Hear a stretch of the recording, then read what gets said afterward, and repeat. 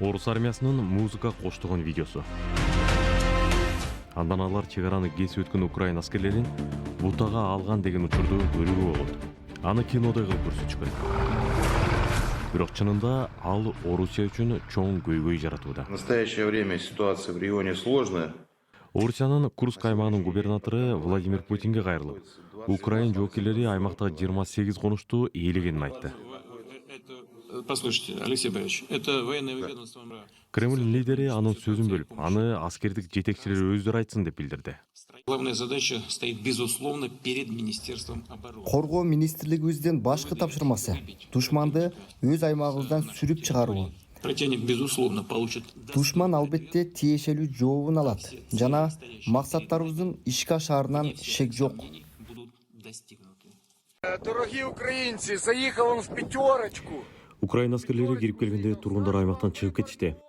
Расмийлердин айтымында Курск аймагынан 120 миңден ашуун адам эвакуацияланды. Жана коңшу Белгород аймагынан дагы миңдегендер көчүрүлүүдө.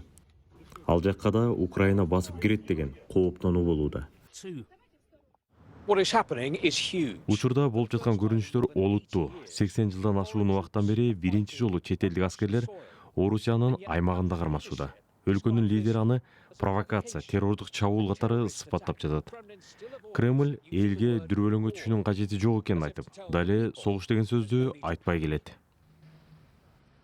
Украинанын басып киришине карата Москвада адамдардын дүрбөлөңгө түшкөнү байкалбайт.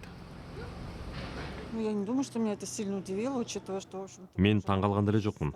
Ал чектеш аймак жана согуш кыйладан бери уланып келет, дейт Ольга. What we all want is peace, Биз тынчтык орноп, жаңжал тезирээк токтосо экен дейбиз. the quickest resolution of this conflict. Ал арада бул ыктыярчылар колунан келгенин жасоого аракет кылууда. Москвада алар эвакуация болгон элге азык-түлүк жана кийим-кече чогултууну уюштурушкан.